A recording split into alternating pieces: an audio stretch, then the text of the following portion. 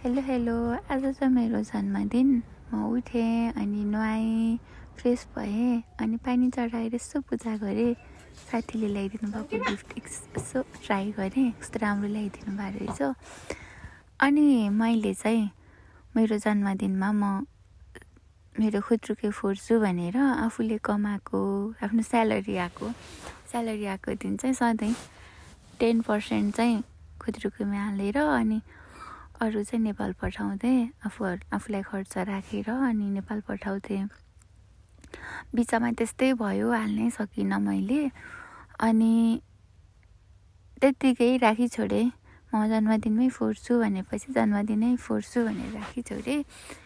अनि आज चाहिँ थोरै भए पनि थोरै थियो, भरि चाहिँ थिएन, त्यही नि आज फोड्छु भनेर हालेको भएर आजै फोडेँ। तर मैले सोचेँ भन्दा धेरै भएछ, एकदमै मक्ख छु। मलाई यो पैसा यति खुसी मिल्छ हुन त आफ्नै पैसा हो, भयो पनि फ्रीमा आए जस्तो फिल भइरहेछ कि मलाई चाहिँ। धनी मान्छेहरू मलाई आउँछ नि त पैसा सेभिङ गरेपछि गन्दा। त्यसपछि म पार्क जानको लागि हिँडेँ अनि मलाई चाहिँ पार्कमा बहिनीले वेट गरिरहेको थिइन्। उनी कामबाट निस्किने हुन् अनि त्यही भएर कामबाट निस्केर मलाई बोलाएको थिइन्। अनि पार्कमा भेट्ने है भनेको थिइन्। म पार्क गएँ होइन, अनि यसरी प्रोग्रामहरू हेरेँ, एक्लै गएको थिएँ। अनि बहिनीले मलाई म लोकेसन आइपुगिसकेँ भनेर भनेको थिइन्।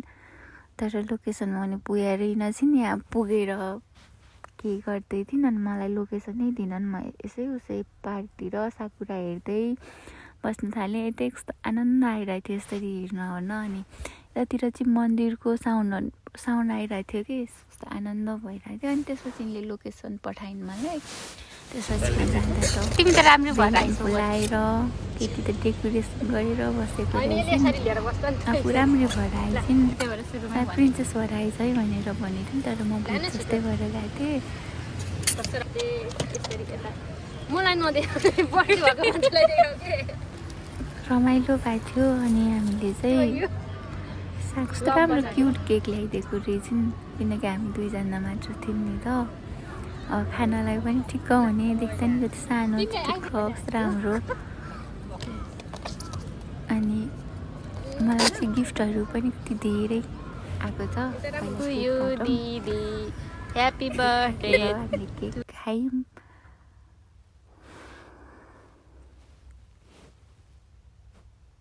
केक चाहिँ सानो भनेर दिन्छु कि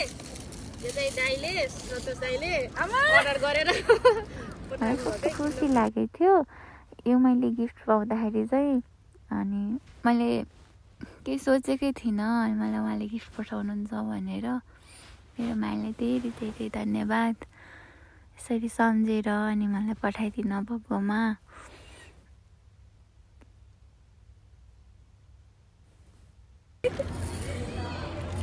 त्यही भएर कस्तो फेरि हातेनको भन्लास् नि फेरि होइन देख्दा हाँसेको होइन। यो गिफ्ट चाहिँ मलाई मेरो भाइले दिएको हुन्। तर कस्तो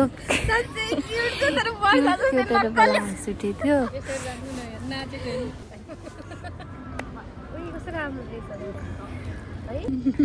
कस्तो क्युट छ कि यो राखिराख्दै त्यसरी टाउको हल्लाइबस्दा।